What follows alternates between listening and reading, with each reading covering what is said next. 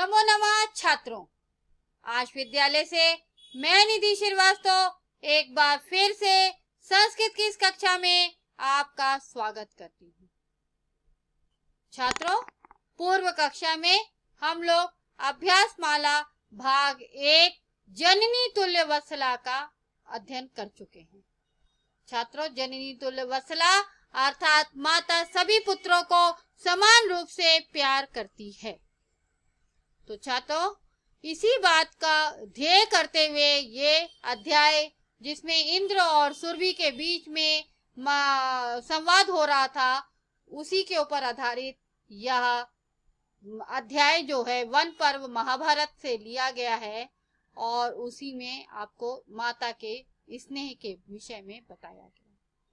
तो छात्रों, उसी पाठ को आगे बढ़ाते हुए आज हम आपके सामने अभ्यास माला भाग 2 लेकर आए हैं।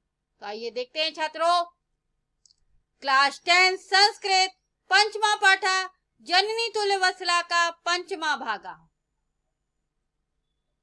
अभ्यास भाग 2, प्रश्न नंबर 5।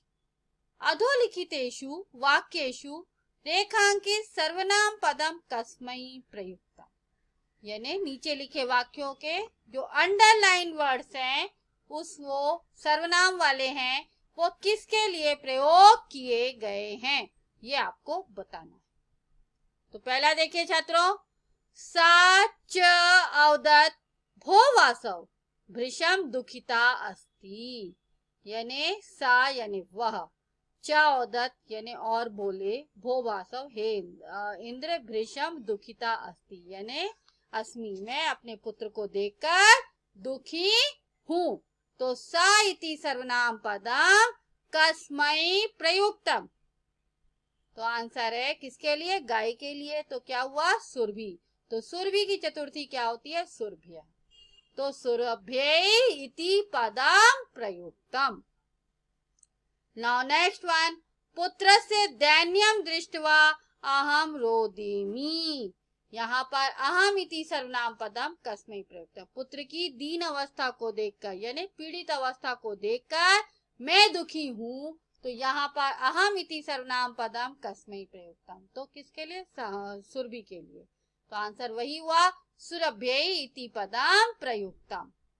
नाउ नेक्स्ट वन छात्रों, सा दीन इति जानन् अपि कृषकः तम पीडयति। वह दीन है ऐसा जानकर भी कृषक उसे मार रहा है, पीड़ित कर रहा है।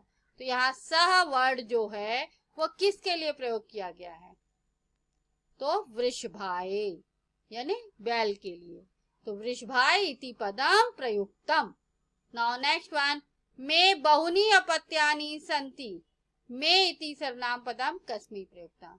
मे बहुनी अपत्यानि यानी बहुत सारे पुत्र होने पर भी मेरे बहुत सारे पुत्र हैं, ऐसा वाक्य वहां पर था।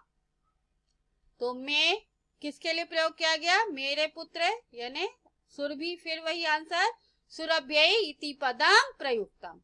नाउ नेक्स्ट वन, स च ताम एवं असान्त्वयत्।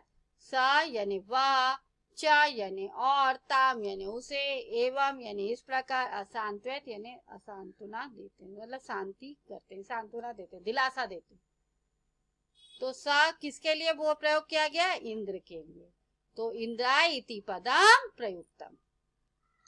नाउ नेक्स्ट वन, सहस्रेषु पुत्रेषु सस्वपि त्वस्मिन् प्रीति अस्ति। सहस्रेषु पुत्रेषु यानी 1000 पुत्र होते हुए भी तुम्हारा इस पुत्र में स्नेह है, प्रीति है, मोह है।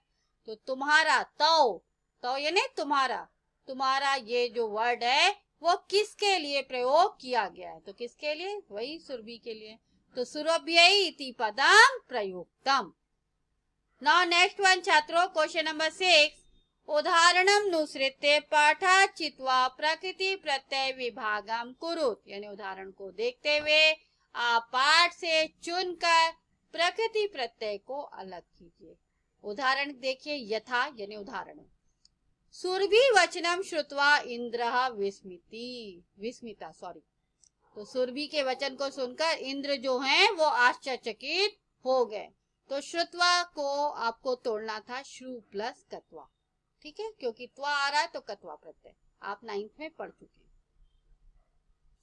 नाउ नेक्स्ट वन, बलिवर्धाभ्याम क्षेत्र कर्षणम कुर्वन्नासीत। तो कुर्वन्नासीत में अंडरलाइन है, तो आपको आंसर दिया है कुर्वन इज इक्वल टू प्लस क्री प्लस क्षत्रि।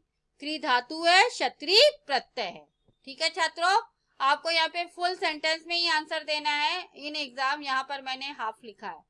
बलिवर्धाभ्याम क्षेत्र कर्षणम कुर्वन इज इक्वल टू क्री प्लस क्षत्रि आसीत। इस तरह से आपको आंसर देना है छात्रों। नाउ नेक्स्ट वन, स्वपुत्रम दृष्ट्वा सर्वधेनुनाम मातु नेत्राभ्याम अश्रुणि अविरासन। तो यहाँ पर दृष्टवा पद में अंडरलाइन है, यानी उसका आपको प्रकृति प्रत्यय विभाग करना है। तो आंसर क्या हुआ छात्रों, ध्यान से सुनिएगा। स्वपुत्रम दृष्ट्वा इज इक्वल टू दृश प्लस कत्वा। उत्तर, स्वपुत्रम दृष्ट्वा यानी स्वपुत्रम दृष्ट्वा इज इक्वल टू दृश प्लस कत्वा सर्वधेनुनाम मातु नेत्राभ्याम अश्रुणि अविरासन। ठीक है, इस तरह से आपको आंसर देना है हमेशा फुल सेंटेंस में। नाउ नेक्स्ट वन देखिए, सदीना इति जानन, सदीना इति जानन अपि पीड्यति।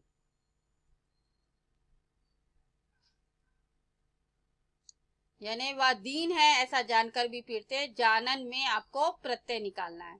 तो आंसर क्या हुआ, सदीना इति जानन इज इक्वल टू ज्ञा प्लस क्षत्रि अपि पीड्यति। इस तरह से आंसर देना है। नाउ नेक्स्ट वन छात्रों, धुरम वोडुम स ना शक्नोति। यानी धुरी को सहन करने के लिए, वजन उठाने के लिए वो समर्थ नहीं था। तो धुरम वोडुम इज इक्वल टू वा प्लस तुमुन स न शक्नोति, वह धातु है। नेक्स्ट, विशिष्य आत्मवेदना अनुभवामी। तो क्या हुआ आंसर आपका, विशिष्य आत्म विषि प्लस ल्य प्रत्यय आत्मवेदना अनुभवामी। नेक्स्ट वन छात्रों, वृषभो नीत्वा ग्रहम आगता। तो आंसर है वृषभो नीत्वा, नी इज इक्वल टू नी प्लस कत्वा गृहम आगत्य। नाउ नेक्स्ट वन छात्रों, क्वेश्चन नंबर 7, का स्तंभे विशेषण पदम लिखितम खा स्तंभे पुनः विशेष पदम तयो मेलम कुरु। यानी का खंड में आपको विशेषण एडजेक्टिव दिया गया है, उसका आपको विशेष से मेलन करना है खा खंड में जो कि विशेष लिखे गए हैं। ठीक है छात्रों, तो ध्यान से देखिए किसके लिए क्या प्रयोग हुआ है।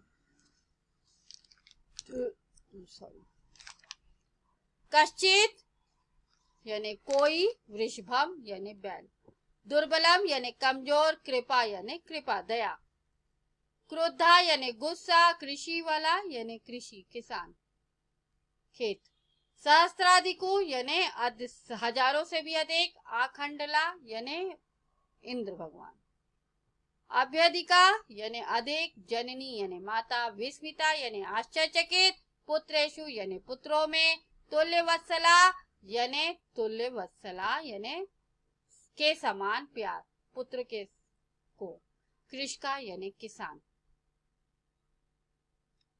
तो आइए आंसर देखते हैं छात्रों। कश्चित में कृषका यानी कोई किसान, दुर्बलम वृषभम, कमजोर कौन था, बैल, तो इसलिए वृषभम, क्रोधा कृषि वाला यानी गुस्से वाला कौन था, हो गया था कृषिवल, तो इसलिए आंसर आया क्रोधा कृषि वाला, सहस्त्राधिकेषु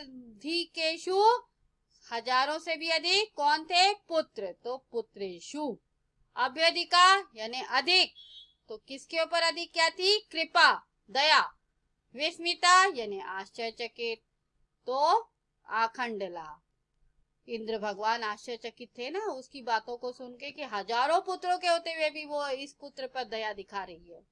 नाउ नेक्स्ट वन छात्रों, तुल्यवत्सला, तो तुल्यवत्सला कौन थी, जननी माता जो थी सभी को समान रूप से प्यार करती हैं। ठीक है छात्रों, तो आपको ये अध्याय यहाँ पर अच्छी तरह से समझ में आ गया होगा और आपको ये भी समझ में आ गया होगा कि गाय का मातृत्व चाहे मनुष्य जाति हो चाहे प्राणी जाति हो, हर किसी में माँ की ममता जो है वो हमेशा महान और प्रगाढ़ होती है। ठीक है छात्रों, तो आपको इस अध्याय से ये समझ में आ गया होगा कि माता जो है कभी भी अपने पुत्रों में असमान प्यार या स्नेह नहीं करती है। वो अपने सभी पुत्रों को एक समान प्यार करती है, चाहे वो कोई भी माता हो, चाहे वो प्राणियों की हो, जंतुओं की हो या हम मनुष्यों की, किसी की भी हो। माता माता होती है और माता ही सब में महान होती है, क्योंकि चाहे आप कितने भी कमजोर हो, चाहे आप कितने भी मजबूत हो, माँ का प्यार आपके लिए हमेशा एक समान होता है। इसी पाठ को यहाँ पर अभिप्रेरित किया गया है। ठीक है छात्रों, तो आपको ये अध्याय कैसा लगा, आपको बताना होगा। और अगर आपको इसमें कोई डाउट है तो आप आश विद्यालय के ऐप्स को लाइक करके क्वेरी में जाकर अपना डाउट पूछ सकते हैं। मैं आपका जवाब जल्द से जल्द दूंगी। तब तक के लिए धन्यवाद छात्रों। नमो नमः।